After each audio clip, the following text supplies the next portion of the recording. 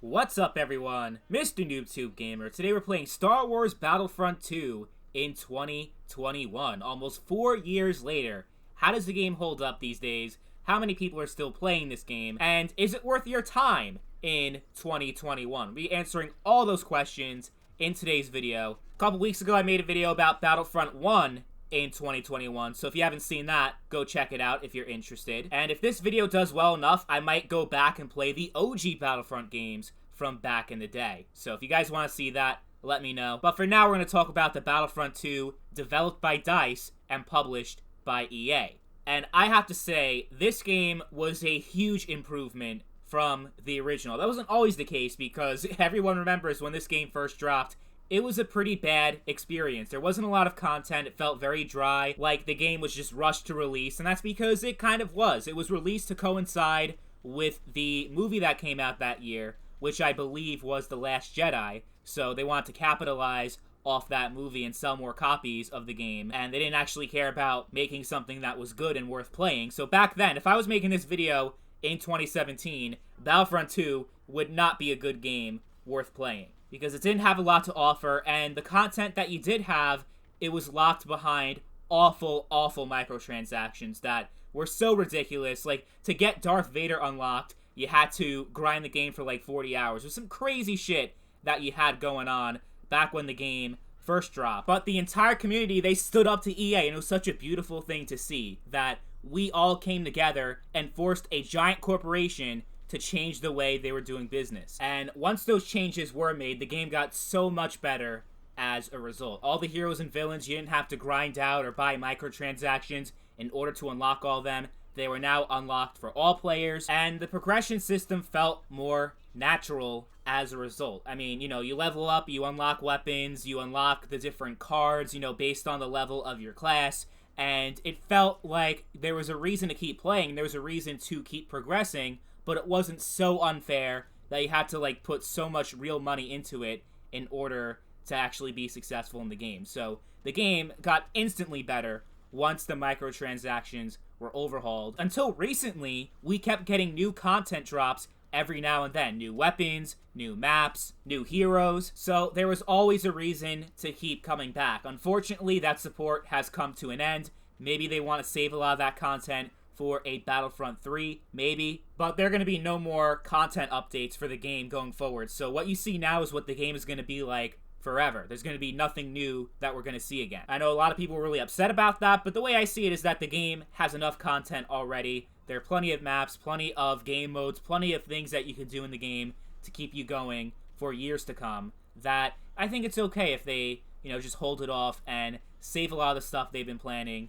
for a third Battlefront game, because I feel like there's enough content in this game that it can stand on its own now. It's not like Battlefield 5, which desperately needed a lot more content than it got, and they just abruptly ended support for it, you know, so they can work on Battlefield 6 or whatever the game's going to be this year. They just cut all support for Battlefield 5, even though it wasn't even close to being, like, a full game yet. There was so much work left to be done, while Battlefront 2 is pretty much a full game at this point that is rich of so much content that if you pick up the game in 2021, you'll be playing this game for a while. There's just so much this game has to offer so much more than the first Battlefront game, which didn't get a whole lot of content outside of its overpriced DLC, the $50 Premium Pass. Battlefront 1 also only took place within one era, which was the original trilogy era between the Empire and the Rebels, so it felt kind of dry and stale after a while. While Battlefront 2, you had 3 different eras of Star Wars. You had the original era, you had the sequel era,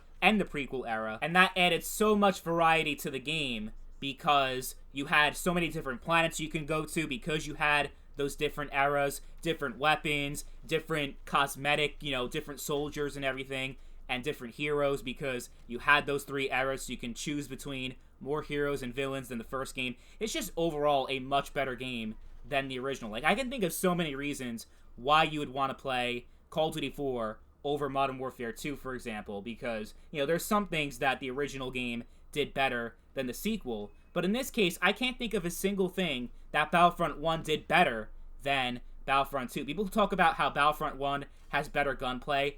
I don't see that at all. Like, I played the first game a couple weeks ago for the channel. I don't see any difference. I don't feel any difference between the gunplay for both games. Even though people keep talking about that, I just don't see it. So there's really nothing that is better in the first game. There's really no reason to play the first game over the second one at this point. Especially if you're a PC gamer, because on PC, Battlefront 1 is almost completely dead in 2021. It's still going on Xbox and PS4, but on PC, you will struggle to find a match. But with Battlefront 2, it's still very popular in 2021. Almost every game mode you can think of, you'll find a match instantly. I live in North America, so, you know, I have to say that. So if you live in, like, Australia or South America, your experience may be different than mine. But from my experience as someone who lives in the United States and lives in the East Coast, I have no problem finding any match of any game mode I can think of. So there's Capital Supremacy, there's Galactic Assault, there's Blast Mode, which is kind of like the smaller close quarters mode.